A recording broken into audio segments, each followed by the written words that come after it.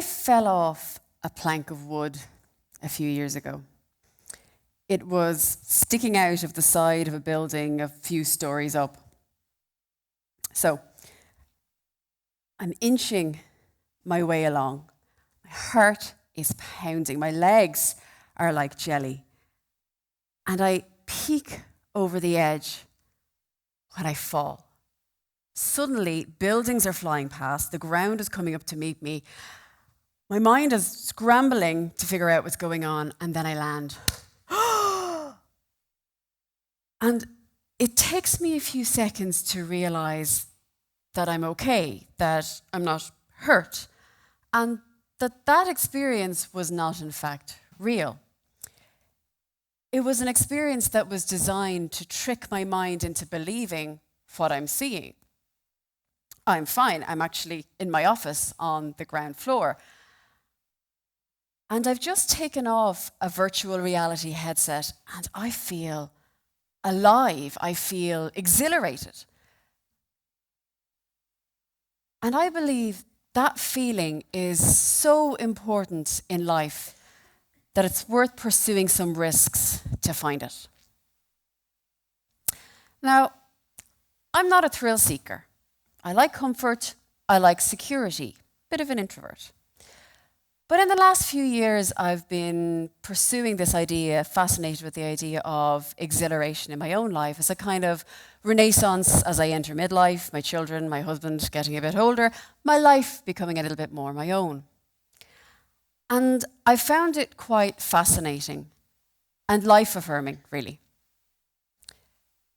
Now I work with virtual reality, and it has opened up a whole new area of exhilarating experiences or of safe risks.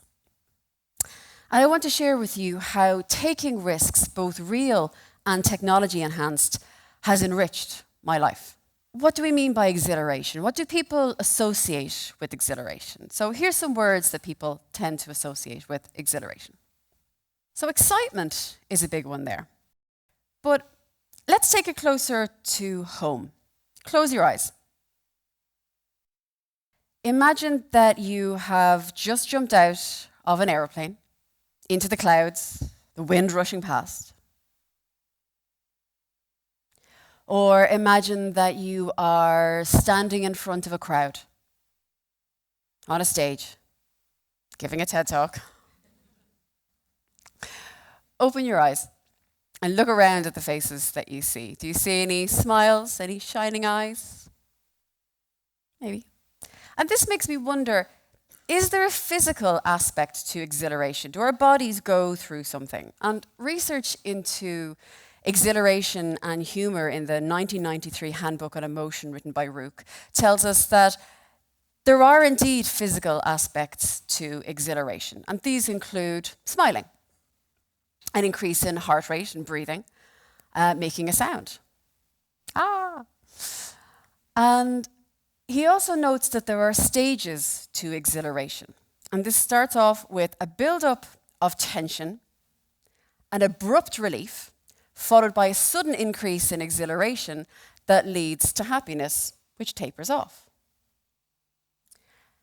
And if we follow that pattern of stages, it kind of looks like a roller coaster, curiously. And what Rook mentions is that a more intense build-up of this tension leads to a higher level of exhilaration and happiness. Now, a more intense build-up. That sounds kind of stressful, risky, but kind of exciting, don't you think? And this makes me wonder, if risk leads to exhilaration and exhilaration leads to happiness, if I take more risks, will I be happier? So I looked into that. But first, let's see what you think. If you think that taking risks is too dangerous, bad idea, not good, I want you to shout, "Down with this sort of thing." Oh, okay. I might convince you by the end. If you think that taking risks, that kind of sounds exciting, I could do that. I want to elevate my level of happiness. I want you to shout, "Huzzah!" Huzzah! Yes, we've got some risk takers in the audience. I love it. Let's look at the science. In 2017, Ayadi and colleagues looked into exactly this. Do people who take risks make for happier people? And they found that yes, risk takers make for happier, more fulfilled people. But how much risk are we willing to take for exhilaration and happiness? That's up to you. Why would we want to feel exhilarated? There's an Irish saying, Moran crí éadrom a bhad. And that tells us a light heart lives long.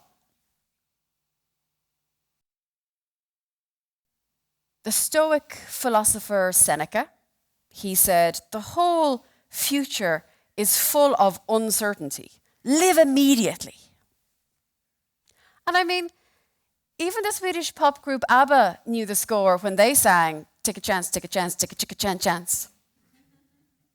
Risk and exhilaration have added to my life in the last few years. I've gradually sought out on purpose little risks, larger risks, for small rewards to greater rewards, trying to raise or elevate my level of happiness. I have, for example, cut off my own hair short. I have stood in front of my work colleagues and sung out loud. I flirted with an older, bearded gentleman in a yoga class. And well, that one turned out okay. But these are moderate risks. If I don't like my hair, it's going to grow back. But what if I want to experience the bigger risks? I want to take some bigger chances for those bigger rewards. But there's no skyscraper in my town. And I'm not allowed to get a motorbike. Or I just can't bring myself to get on a roller coaster yet. Here's where technology plays a really interesting role. Let's get back on the plank from my exhilarating experience at the start. People's brains seem to believe what their eyes are seeing, even if reason tells them that it's not true. So, immersive technology like virtual reality can offer us an opportunity to try out those exhilarating, risky experiences, those big wow moments, without endangering our lives, but still getting that buzz, still getting that thrill of exhilaration.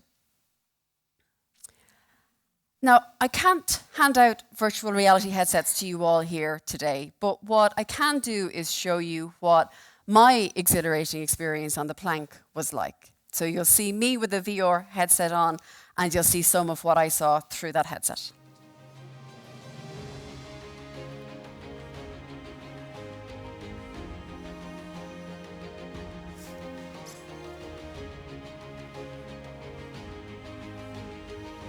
Exhilarated and still alive.